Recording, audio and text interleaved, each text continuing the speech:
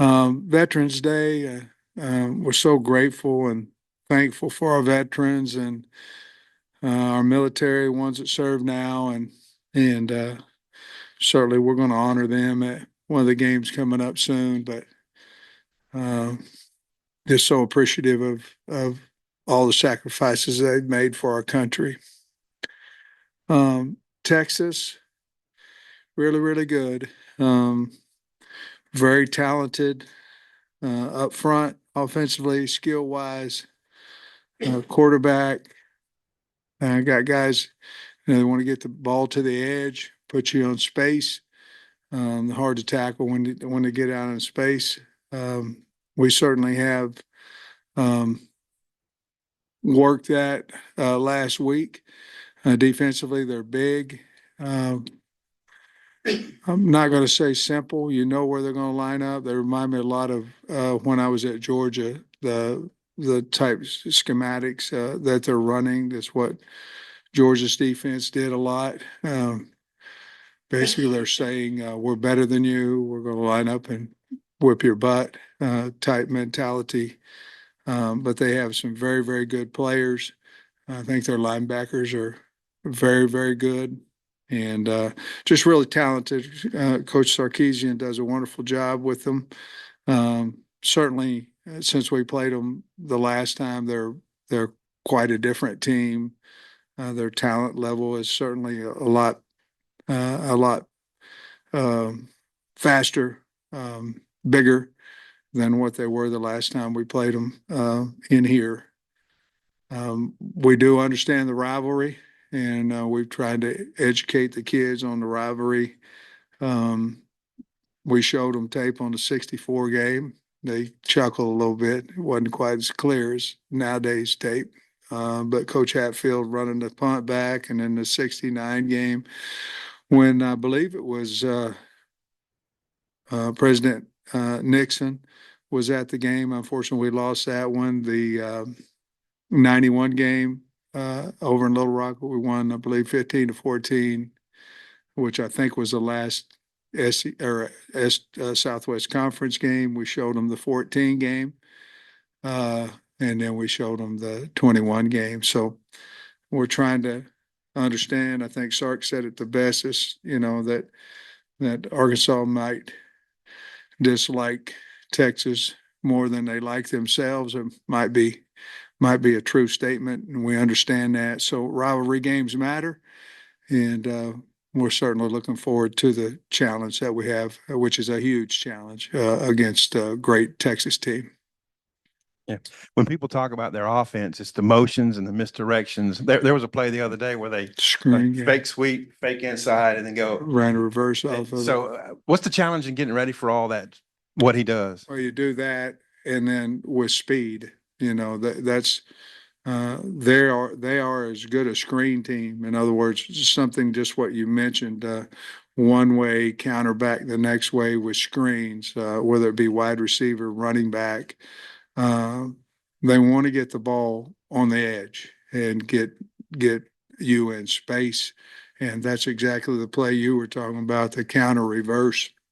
Um, so we certainly have to practice it. We have to have our edge. We have to turn everything back inside. We have to.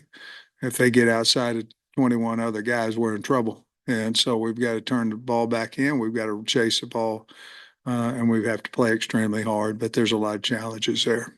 You brought this up a minute ago, but the 21 game, the analyst looked at that and said, okay, Texas now knows what it needs to do to be ready for the SEC.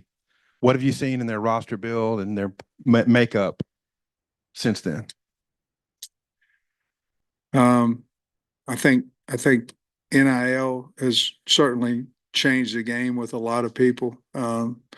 But I think they took full advantage of that. Obviously, they're University of Texas, so they have a strong brand. But you combine that with I think Sark knew exactly what he needed, and he's built it that way. Coming from Alabama, and he's been in the league. And I think he knew exactly what he needed, and I think he went out and got it. And it was size, and it was certainly speed. And he went out, and everybody knows you've got to have a quarterback, and he's got two of them. that are maybe three. I've seen two that are extremely good players. I guess prior to the Ole Miss game, you mentioned all the talent that was up front defensively for Ole Miss. Does this week kind of have a similar feel with all the talent up front on Texas's defensive line? It does. They're not quite as complicated. That's a good question. They're not quite as complicated, but they're big and very, very physical. Um, so yes, I think anybody that's in the top 5, 10, maybe 15 in the country, I think all those teams are very, very talented on the D line and offensive lines, and that's the case with Texas. Maybe that needs to be closed. You mentioned showing, rivalry tape from previous games. Is that something that you've always done maybe before a big game, or is that something you've, adapted recently? Well, I think you have to educate the kids on how big the game is to the fans, to the university. I think there's rivalry games matter. I think this is one that certainly we haven't played them in a long time, but I wanted them to understand that. And I told the team, I said, if you ask before the 21 game, which we hadn't played them but one time in, I don't know, several years, or a few times in several years, the fans would say Texas is the biggest rival that we have. So I think you have to educate the kids for that because um, you can play better in a rivalry game if you believe it's a rivalry. And certainly we're going to have to play our best to be able to win the game. Jaquindon seems like a guy that kind of would almost create reasons to get motivated in his head. And this one, there's probably no reason. What's his motivation like? And I got to imagine he's been eyeing this game since he originally enrolled at Texas. Well, I know it's a big game for him. He's from, the Dallas area, I guess, and we'll see how he should practice today, and so we'll see how he is. But if he's going to be motivated, which he will be, this is the one to get up for, and so he talked about it when we were recruiting him as well. So we're hoping that he's healthy and be able to show his talents. Texas, I believe, has both their coordinators, a lot of continuity. For like 4 years, you've had that before with Barry and Kendall Yeah. for 3 years. What does that mean to a program when you have that kind of continuity with the head coach and the coordinators? Well, Trey, that was one of them. My biggest fears, whenever I took the job, is getting the coordinator right, which I believe I did. Obviously, Barry's doing great, and KB just put up I don't know how many on Oklahoma State, and they're bowl eligible and doing a good job. So I think if you have who you want, I think it's very, very important to try to keep them. And certainly we went through ours, and I'm pleased with who we have at coordinator right now, and but at coordinators on both sides of the ball, all three positions. But I think you can grow your program more. I think it has a lot to do with recruiting as well. When people leave, it's always a question of why. Why are they leaving, and it affects recruiting as well. And that stability with Kyle and them, I think that means a lot to any program, but especially at the University of Texas. Sam, looking at the tapes the last couple games and then looking to Texas, have there been any changes or adjustments in the secondary as you guys start to game plan looking at how things have gone the last couple of weeks? Yeah, we certainly have made it very competitive back there. If you asked me who was going to start at safety, I would say let's wait a couple more days. We've made it that much of a battle. Same thing at the corner spot. I think you have to do that. If you'll lose your room if you don't. If you don't challenge with guys that are twos, they're going to be going, well, I just watched the tape, and maybe I should have an opportunity. And so we certainly are doing that, not just with, well, we may get you in the game with going out there first, with starting. And we've done that with at least 3 of the 5 positions, possibly 4. Point, maybe, did anything change after that Tennessee game that you maybe have seen on tape, or you felt like maybe guys were just out of place or out of assignment, or was there anything specifically that jumps out on why things were so different? I didn't think we played as hard against Ole Miss.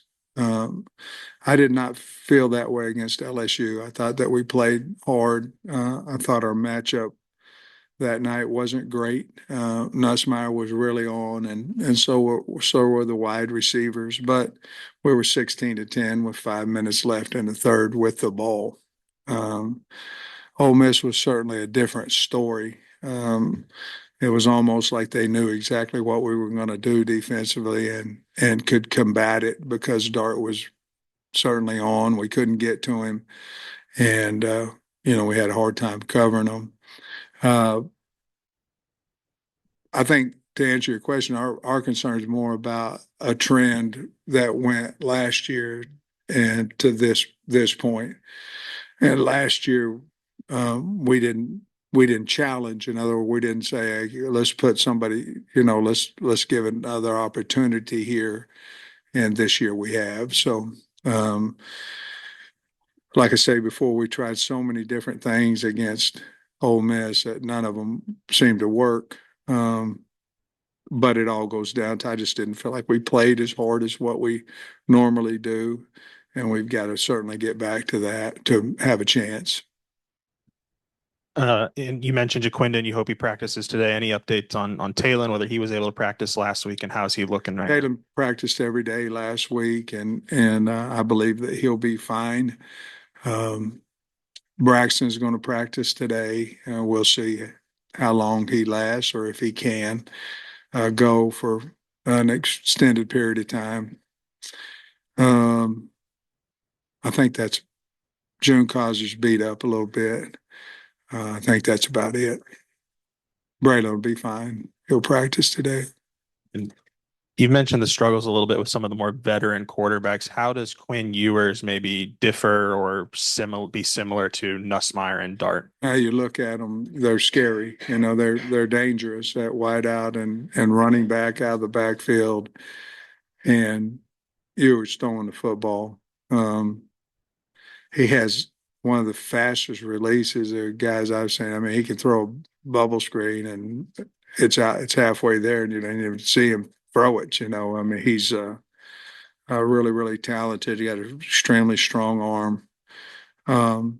So there are some similarities there, and what are you gonna do? You're gonna try to cover, obviously. You're gonna try to get to him. You're gonna try to move the point. They're good enough offensive line wise where you're going to have to send some guys to get to him because he has such a quick release. And then therefore, when you do, you're going to have to be in some type of either zone 3 or man to man.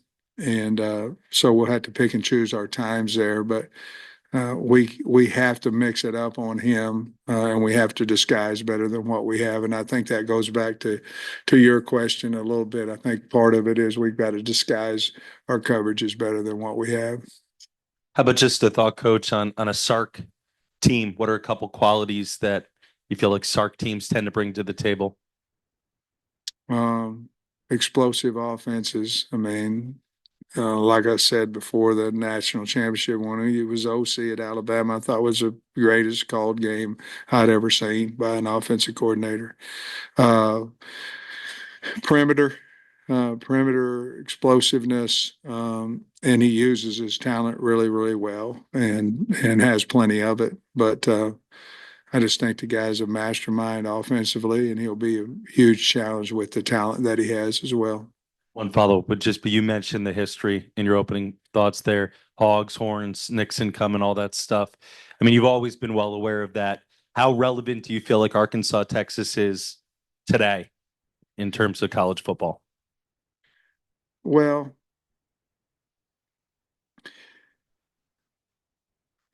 I'll answer that like this. When we played them in the Texas Bowl in 14, it was like, and I hadn't been to the national championship game at that point, you know. I hadn't been to Georgia, then, but it felt different when we got off the bus and you're sitting there, there's 2 6-6 teams and it was electric, you know. And then when we come in here at that point, I think that was the largest crowd we'd had in several years, and the rush in the field and all that kind of stuff. So you can just feel that rivalry, you can feel it from our people, and I don't know if I answered your question, but So you mentioned Talen's, you think he's going to be good to go, but the way Malachi played against Ole Miss in the second half, does that maybe give you more confidence where if Talen isn't fully where he needs to be, that you could, go with him? absolutely. He did a great job. I mean, great job of throwing the football, throwing it early, very accurate, and ran over some people. And Malachi played extremely well, and we're glad we have him, and have a lot of belief in him when he goes in the game, and that certainly helped from the other night too. One more on the history from someone who's seen about 43 of these games. I'm wondering, when was your first one to see? Do you remember, like, was it on television?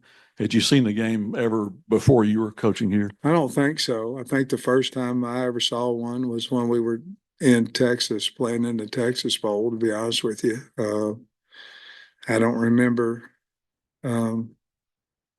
watching it before then. I wish I could answer it different, but that's the truth.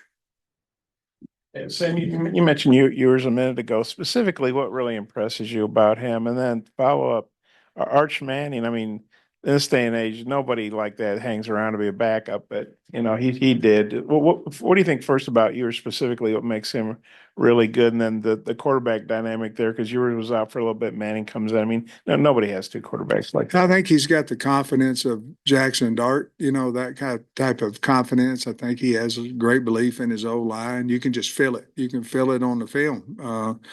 And his wideouts are incredible. Running backs used as wideouts, bubble screens. So I think he has a lot of talent around him, but I think he has a lot of confidence, probably has since he was a young man.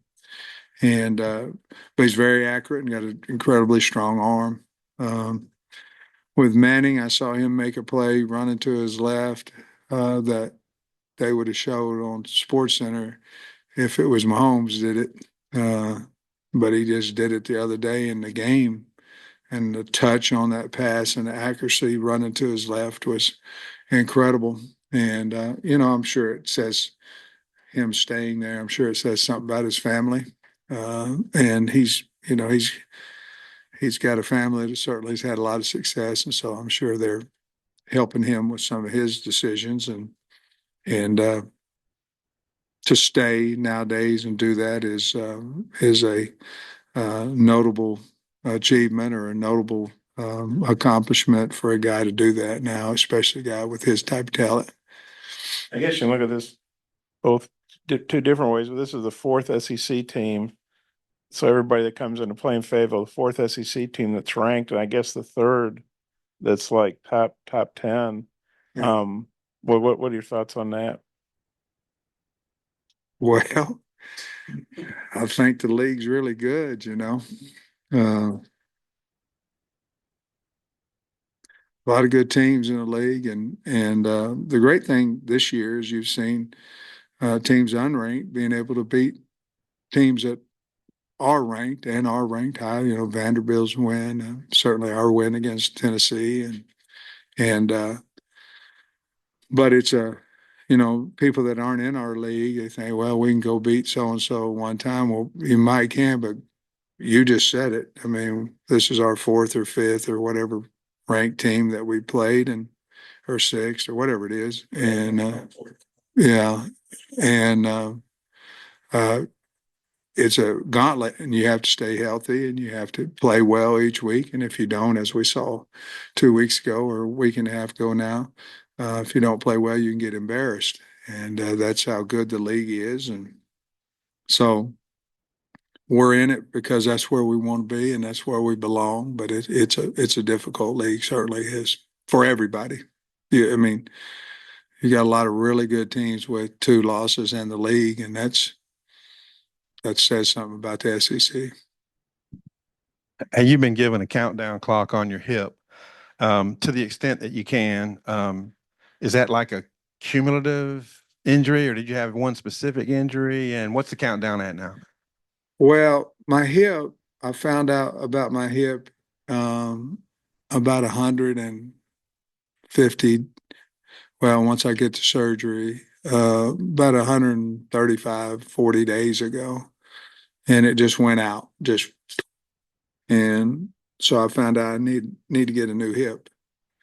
And it was at a point in time where it was so close to the season starting that I just didn't feel like I could do it. And as it's gone on, it's gotten sore and sore. I'm bone on bone and I've got a chip. I've got a broken hip. And, which it is what it is, sore. But as soon as we get through, with the Missouri game, between that and the postseason, I'm gonna get a new hip.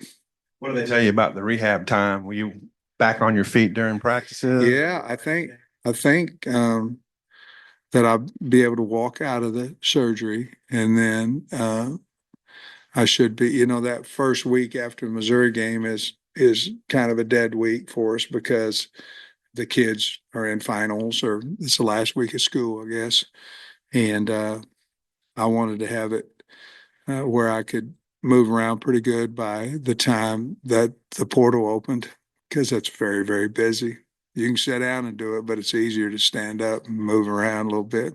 But that's really the only time I just didn't feel like I could get it done before the season and be effective and but it's sore, Tom, you can't ever get off of it.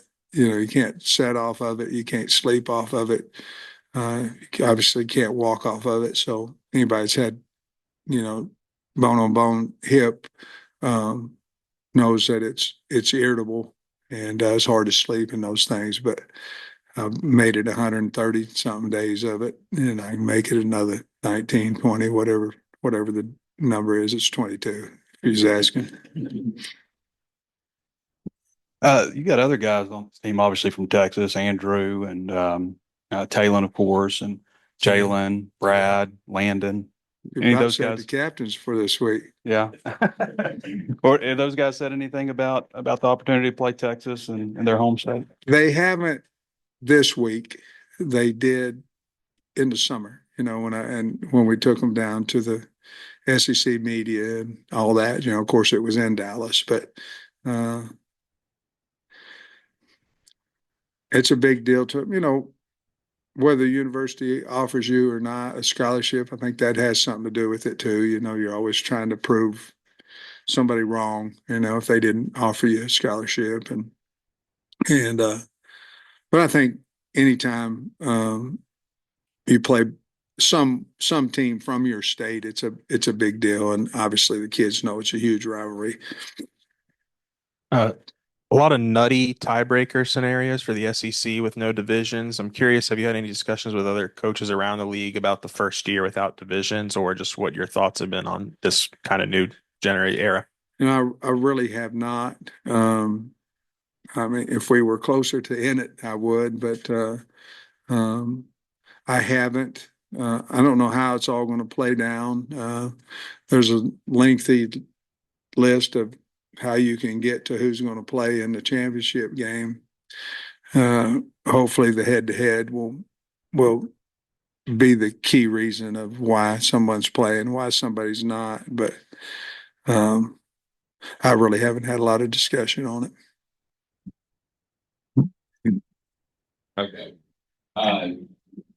the SEC is still trying to look and figure out what they're going to do with the schedule in the future. And there's a lot of talk of a 9-game schedule. Is Texas a team you want to see permanently on the schedule just because of the rivalry, or is it one you want to avoid because they're Texas? Well, our rivalries, we got Missouri, we got a boot for LSU. We've got a freaking something else for A&M. We got, we got plenty of rivalries.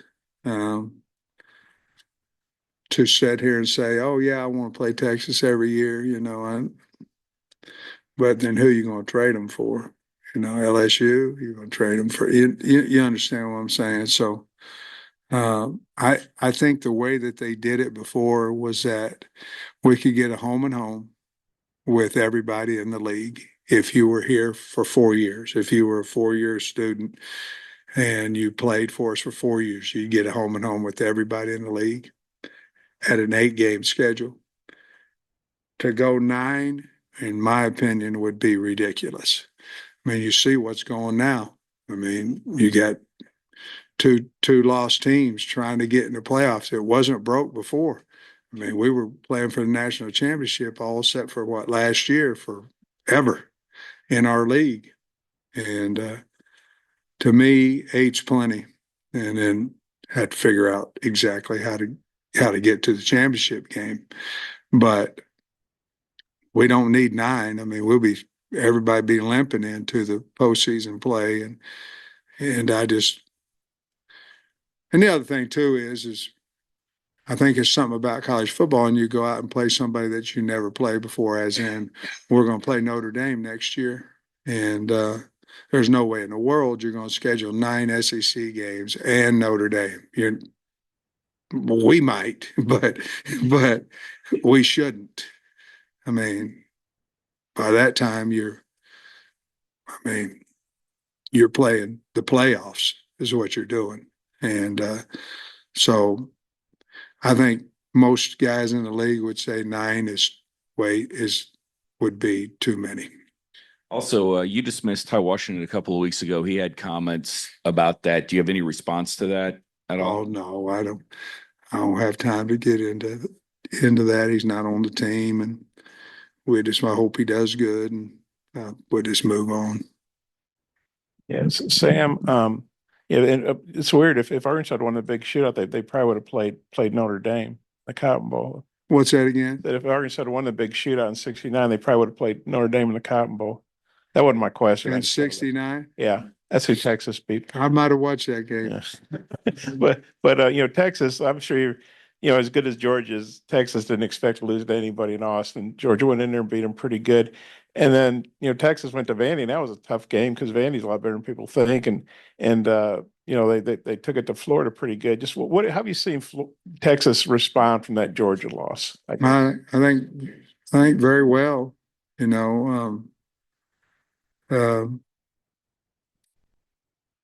I think they're pretty healthy. I think their team's pretty healthy, and they certainly have the depth if they can play several guys, which they do.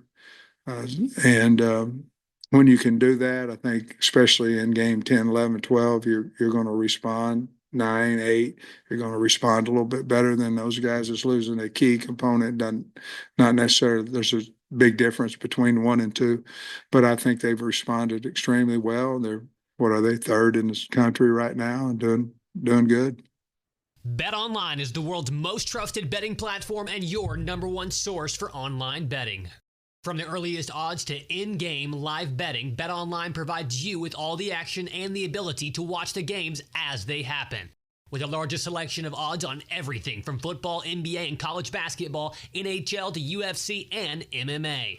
Head to BetOnline today to get in on the action with America's most trusted site for online wagering. BetOnline, the game starts here.